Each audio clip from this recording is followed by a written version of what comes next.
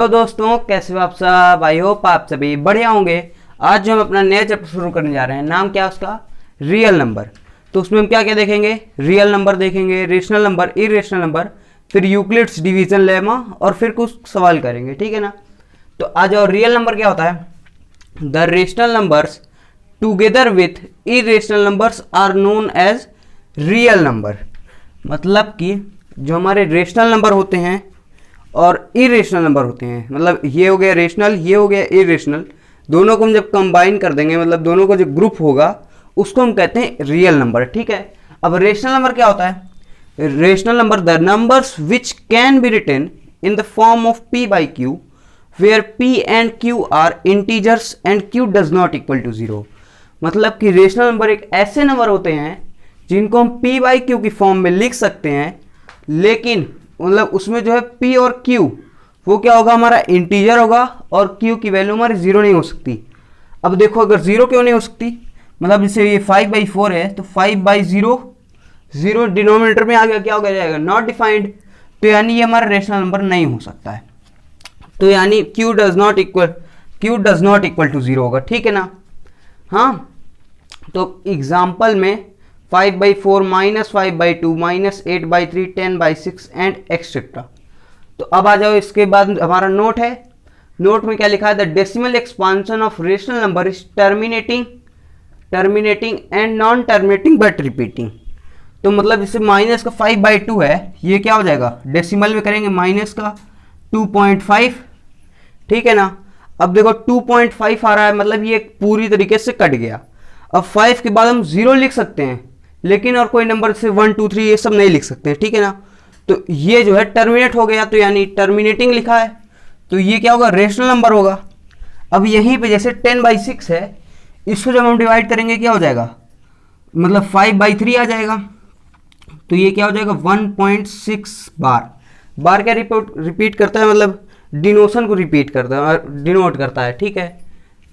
तो आ जाओ, अब मतलब क्या हो जाएगा, अब नॉन टर्मिनेटिंग बट रिपीटिंग, मतलब जो बार है वो हमारा क्या डिनोट करता है, डिनोट करता है रिपीटिशन को। तो यानी 1.6 बार आ गया, यानी 6 हमारा बार बार रिपीट हो रहा है।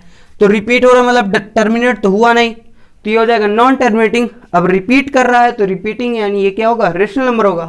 तो अब आ जाओ इरेशनल नंबर में। इरेशनल नंबर क्या होता है, the rational number which can not be written in the form of p by q are known as irrational numbers. मतलब कि ऐसे नंबर्स जिनको हम p by q के फॉर्म में नहीं लिख सकते हैं, उनको हम इरेशनल नंबर कहते हैं। जैसे एग्जांपल में क्या हो जाएगा, √2, √3/2, 3√3, 2√3 एक्सेट्रा। अब आ जाओ, नोट क्या है, the decimal expansion of irrational numbers is non terminating and non repeating. मतलब जैसे √3 को हम क्या डेसिमल में लिखते हैं 1.732 एंड सो ऑन। मतलब आगे और भी नंबर्स आ रहे हैं, जब आ रहे हैं तो यानी नॉन टर्मिनेट हुआ, मतलब अभी कटा नहीं पूरी तरीके से, तो नॉन टर्मिनेटिंग आ गया। अब जैसे 7 के बाद अगर 7 आता, या तो 3 के बाद 3 आता, या 2 के बाद 2 आता, तो रिपीट होता, तो वो रेशनल नंबर कैटेगरी में आता। अब रिपीट तो हो नहीं रहा, तो नॉन रिपीटिंग हो गया। तो मतलब non terminating and non repeating जो है वो क्या होगा, हमारा इरेशनल नंबर होगा। तो दोस्तों अब ये इरेशनल नंबर तक हो गया है, अब करेंगे हम यूक्लिड्स डिवीजन लेमा। दोस्तों ये है Euclid division lemma. Euclid division lemma क्या है, for any two positive integers a and b there exist a unique integer q and r such that a बराबर bq plus r where r is greater than or equal to 0 but less than b। इसको हम क्या कहते हैं, इसको हम कहते हैं greater than और equal to, और इसको हम क्या कहते हैं, इसको कहते हैं लेस देन, ठीक है, लेस देन। तो जैसे हम पहले नहीं पढ़े थे छोटी क्लास में कि मतलब जो डिविडेंट होता है, डिविडेंट बराबर divisor into quotient plus remainder, वही हमको दे रखा है कि मतलब जो a और b है, जब हम a को b से डिवाइड कर देंगे, मतलब a बाई बी हम जब करेंगे तो उसका हमारा रिजल्ट क्या आता था कि मतलब b को जब हम ऐसे करते थे, ठीक है, a मतलब ये यहाँ हो जाता है b, ये हो जाता था a, यहाँ हमारे नीचे का था रिमाइंडर, ये होता था क्वोशिएंट, क्या करते थे b into q plus r.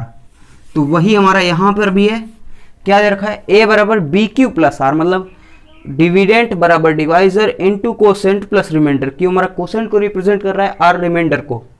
तो यही हमारा इसका मतलब, इसमें एक जो रीजन नहीं होता है कि मतलब एक कंडीशन थी कि जो रिमाइंडर होना चाहिए वो हमारा जो डिवाइजर है उससे छोटा होना चाहिए, लेकिन जो हमारा जीरो है उससे बड़ा भी हो सकता है, उसके बराबर भी हो सकता है, ठीक है ना। तो अब इसी की ये जो हमारा लेमा है, अब आप लोग कहोगे कि लेमा क्या होता है। लेमा हमारा एक प्रूवन स्टेटमेंट है जिसकी मदद से हम दूसरे स्टेटमेंट को प्रूफ करते हैं, ठीक है। तो अब आ जाओ क्वेश्चन 1 सॉल्व करते हैं, ठीक है।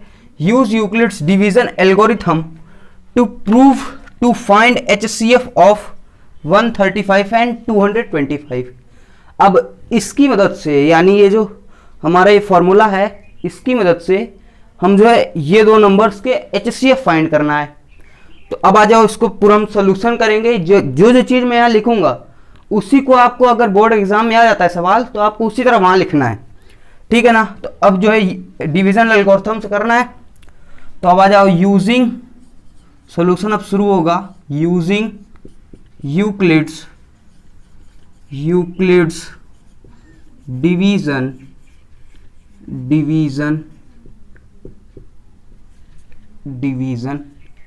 एल्गोरिथम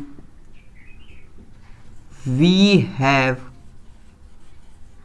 मतलब कि ये जो हमारा फॉर्मूला है, ये मतलब 225 हो जाएगा हमारा a is equal to 135 into 1 plus में क्या जाएगा 90 हो जाएगा, ठीक है ना। तो मतलब 225, अगर 135 को हम 1 से मल्टीप्लाई करेंगे तो 135 प्लस 90 कर देंगे तो हमारा 225 आ जाएगा। तो अब ये जो हमारा ये है डिवाइजर, इसको हम जो है यहाँ ले आएंगे तो 135। अब ये जो हमारा रिमाइंडर है, इसमें हम कोई एक्शन नंबर मल्टीप्लाई करेंगे कि अगर उसमें हम कुछ जोड़ दें तो हमारा ये बन जाना चाहिए। तो यहाँ हो जाएगा 90 लिख जाएंगे, ठीक है। अब 1 से मल्टीप्लाई करते हैं, प्लस में कर देते हैं 45, ये हो गया हमारा। अब आ जाओ अगला स्टेप जो है इधर सॉल्व करते हैं, ठीक है। तो अब जो 90 है वो इधर ले आ जाएंगे, 90 इधर आ गया, इधर आ गया 45। अब क्या मल्टीप्लाई करें, 45 इंटू 2 हो जाता है 190, तो 45 इंटू 2 प्लस में 0। अब देखो रिमाइंडर 0 आ गया, क्या हुआ, रिमाइंडर हमारा 0 आ गया। तो जो ये हमारा HCF है, मतलब जो डिवाइजर है, वही होगा हमारा HCF। तो 10 comma the HCF of 135 and 225 is 45। तो दोस्तों ये था हमारा क्वेश्चन। अब जो है कुछ और सवाल करते हैं। हाँ तो दोस्तों ये हमारा नेक्स्ट क्वेश्चन क्या है, so that any positive odd integer is of the form 6q + 1 6q + 3 6q + 5 where q is some integer, ठीक है ना। तो अब जो है इसका सॉल्यूशन लिखते हैं, क्या हो जाएगा, let a be any positive odd integer, ठीक है ना। So on dividing a by 6 let q be the quotient and r be the remainder, ठीक है। ये हो गया रिमाइंडर। तो अब क्या लगाएंगे, वही यूक्लिड्स डिवीजन लेमा। तो by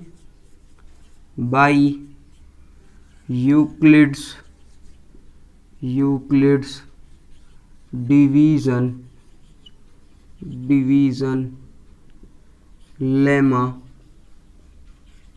lemma a is equal to क्या है 6 है ना, 6 से डिवाइड कर रहे हैं तो 6q प्लस r। अब इसमें वेयर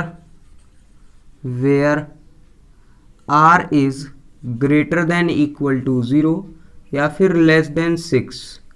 सो यहाँ से हमारी मतलब सो कॉमा r की क्या क्या वैल्यू आ सकती है, r कैन बी 0 1 2 3 4 5।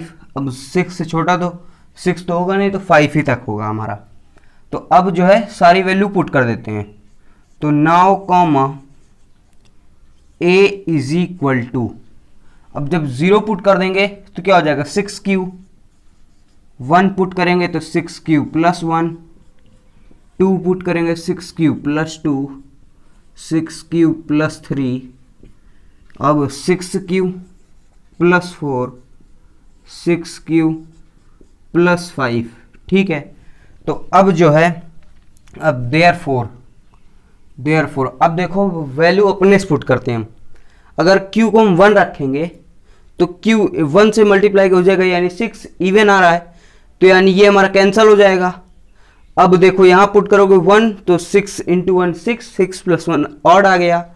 यहाँ करेंगे तो फिर इवन आ जाएगा, फिर यहाँ पर ऑड आएगा, फिर ये इवन हो जाएगा। ठीक है ना, तो मतलब 6q प्लस 2 और 6q प्लस 4 हमको इवन वैल्यू दे रहे हैं। तो therefore 6q plus 1 plus 2, 6q plus 2, फिर क्या है 6q plus 4 gives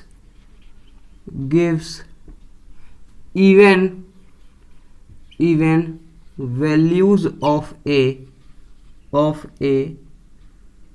so 6q plus 2 6q plus 4 can be neglected।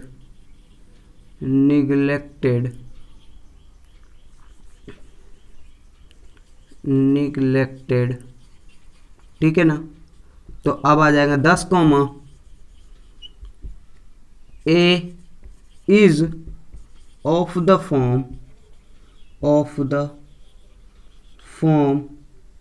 6q plus 1 6q plus 3 6q plus 5। तो दोस्तों एनसीईआरटी सॉल्यूशन का मैंने वीडियो डाल दिया है, उसकी लिंक मैं चैनल के डिस्क्रिप्शन मतलब वीडियो के डिस्क्रिप्शन में आपको दे दूंगा, आप उसको जाके देख सकते हैं। तो आज के लिए बस इतना ही, मिलेंगे नेक्स्ट क्लास में। Bye bye, take care.